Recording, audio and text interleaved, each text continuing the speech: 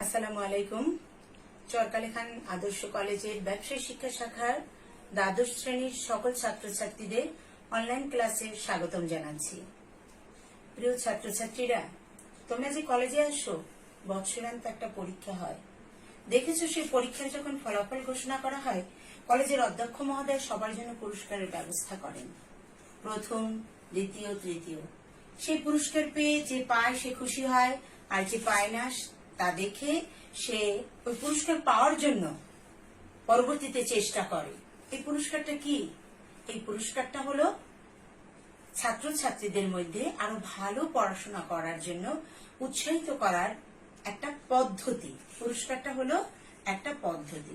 ঠিক তেমনি একজন মজুর যখন কাজ করে, দিন শেষে তার হাতে যখন তার মজুরি তুলে দেওয়া হয়, কিংবা একজন বেতনভুক্ত কর্মচারী মাস শেষে যখন তার বেতনটা হাতে পায়, তখন তার মনটা আনন্দে ভরে যায়।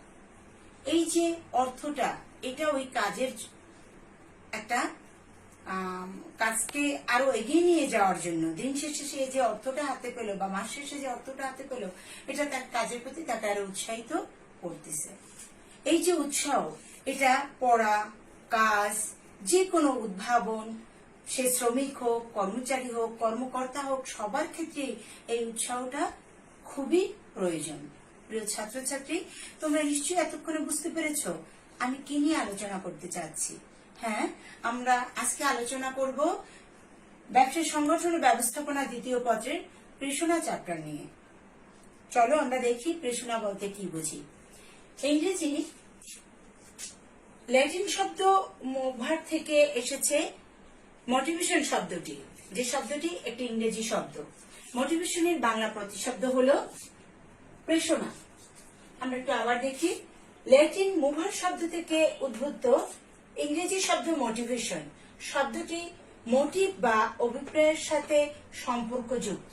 আমরা সবাই কিন্তু একটা কথা বলে থাকি, ওর অভিপ্রায় বোঝা বড় কঠিন। অভিপ্রায় হলো মনের একটি সুপ্ত অবস্থা, একটি ইচ্ছা, একটি আকাঙ্ক্ষা।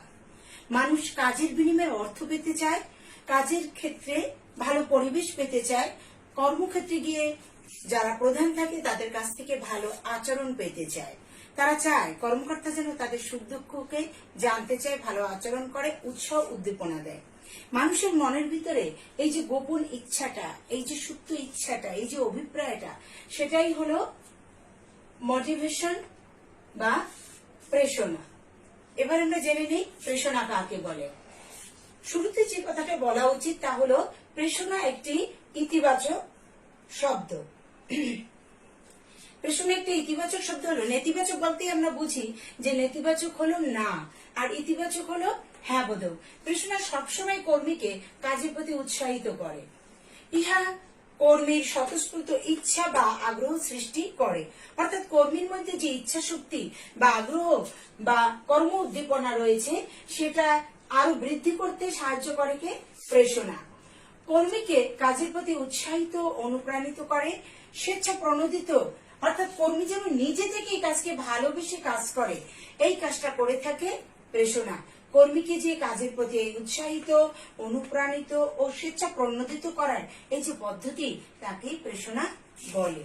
প্রেষণা কর্মীর মনকে প্রভাবিত করে বলে কর্মী নিজ উৎসাহে এবং উদ্দীপনার সঙ্গে কাজ করে থাকে। প্রিয় ছাত্রছাত্রী, আমরা কি জানতে পারলাম? প্রেষণা ব্যবস্থাপনার একটি অন্যতম গুরুত্বপূর্ণ কাজ, যে কাজটি আমরা সচরাচর অনুভব করতে পারি, যার ফলাফলকে আমরা দেখতে পাই। প্রেষণা হচ্ছে এক ধরনের কর্মকৌশল যা কর্মীর কর্মস্পৃহাকে জাগ্রত করে, কর্মীকে কাজের প্রতি উৎসাহিত করে, কর্মী নিজ থেকে কাজ করে এবং কর্মীকে যেন বারবার বলে বলে করাতে হয় না। অর্থাৎ কর্মীর মধ্যে যে ইচ্ছা শক্তি আছে, সেই ইচ্ছা শক্তিটাকে বের করে আনে প্রেষণা। তাহলে আমরা জানতে পারলাম কি প্রেষণা হচ্ছে একটা কৌশল। প্রেষণা একটা বাংলা প্রতিশব্দ, যার ইংরেজি শব্দ হচ্ছে মোটিভেশন। আর কি জানলাম? যে প্রেষণা হচ্ছে এমন একটি কৌশল যেটা কর্মীকে দিলে কর্মী অনুপ্রাণিত হয়, উৎসাহিত হয় এবং স্বেচ্ছা প্রণোদিত ভাবে সে কাজকে ভালোবেসে করে। এই যে কর্মীকে অনুপ্রাণিত, স্বেচ্ছা প্রণোদিত বা উৎসাহিত করার যে কৌশল, তাকেই বলে প্রেষণা। আমরা প্রেষণার কথা জেনেছি। প্রেষণা আমরা কি কি ভাবে পেতে পারি প্রিয় ছাত্রছাত্রী, আমরা এবারে জানবো। আমাদের আজকের বিষয়ের শিক্ষণ ফল ছিল প্রেষণার ধারণা, আর একটা ছিল প্রেষণা দানের উপায় বা পদ্ধতি। আমরা এবার আমাদের দ্বিতীয় পড়াটায় যাব, প্রেষণা দানের উপায় বা পদ্ধতিতে। এটাকে তোমরা প্রশ্ন আকারে অন্যভাবেও পেতে পারো। প্রশ্নে আসতে পারে প্রেষণা দানের উপাদানগুলো কি কি, কিংবা প্রেষণা দানের পদ্ধতি কি, কিংবা প্রেষণা দানের উপায়গুলো আলোচনা করো।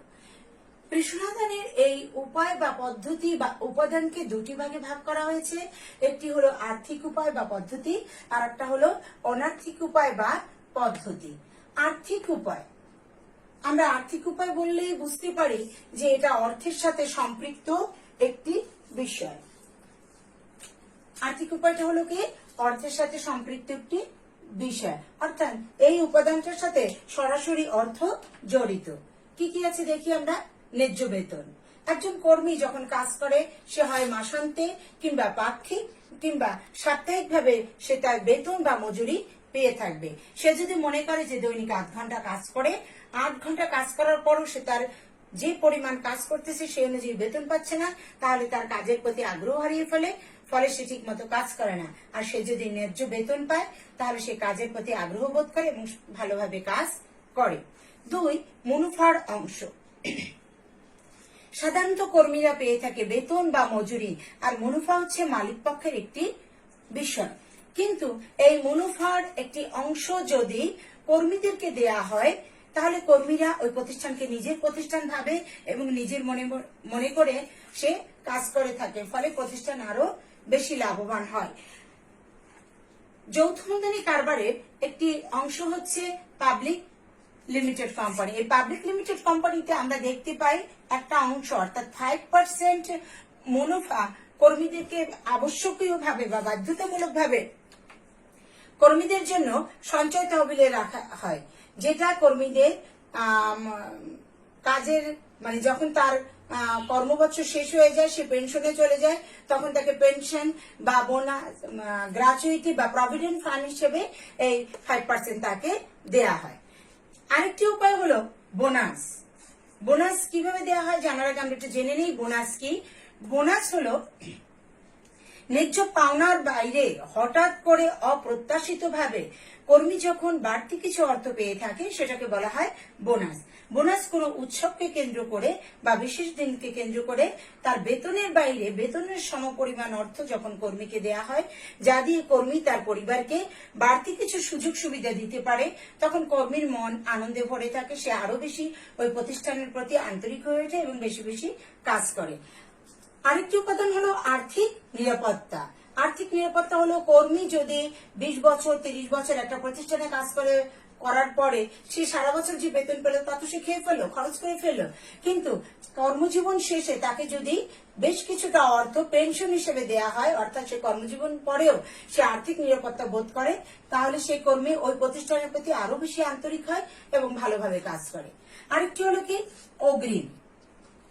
মাস শেষে বেতন তো কর্মী পাবেই, কিন্তু তার যদি কোনো জরুরি প্রয়োজন হয়, সে যদি তখন প্রতিষ্ঠান যদি তাকে অগ্রিম কিছু অর্থ দিয়ে সাহায্য করে, তাহলেও কর্মী ওই প্রতিষ্ঠানের প্রতি আরো বেশি আন্তরিক হয়, কৃতজ্ঞ হয় এবং ভালোভাবে কাজ করে। এটা কর্মীকে উৎসাহিত করে কাজের প্রতি। 6 হলো বাসস্থান ভাতা। বাসস্থান ভাতা হলো কর্মীকে বসবাসের জন্য তার বাড়ি ভাড়া বা বাসস্থান ভাতা হিসেবে তার বেতনের বাইরে যদি কিছু অর্থ দেয়া হয়, সেটাও তাকে উৎসাহিত করে। যে প্রতিষ্ঠান এটা দেয় সেই প্রতিষ্ঠানের প্রতি কর্মী বেশি আন্তরিক থাকে, আর যারা দেয় না তারা সেই প্রতিষ্ঠানের প্রতি আন্তরিকও থাকে না। কর্মীকে তার প্রতিষ্ঠানে আসার জন্য যদি পরিবহন ভাতা দেয়া হয়, 7 পরিবহন ভাতা, এই পরিবহন ভাতা যদি দেয়া হয়, তাকে যদি তার বেতন থেকে প্রতিষ্ঠানে আসা যাওয়ার যে যোগাযোগের যে ভাতা, যে টাকাটা ব্যয় করতে হয় সেটা ব্যয় করতে না হয়, এর জন্য যদি আলাদা টাকা দেয়া হয়, তাহলে কর্মী ওই প্রতিষ্ঠানের প্রতি আরো বেশি আন্তরিক হয় এবং আন্তরিকতার সাথে কাজ করে। 8 হলো চিকিৎসা ভাতা।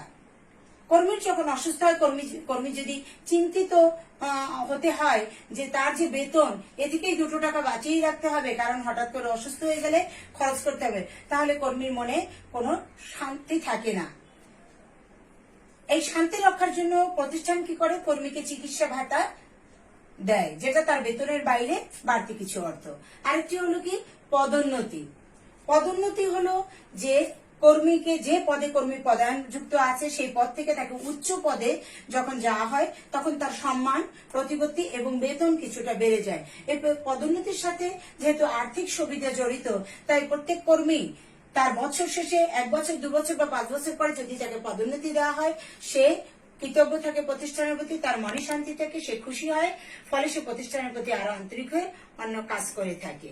এছাড়াও অন্যান্য কিছু সুযোগ সুবিধা আছে, যেমন খেলাধুলার সাথে জড়িত করে তাদেরকে পুরস্কৃত করতে পারে, তা বা ভালো কাজের জন্য তাকে সর্বসম্মুখে কিছু অর্থ পুরস্কার দিয়েও কর্মীকে উৎসাহিত করতে পারে।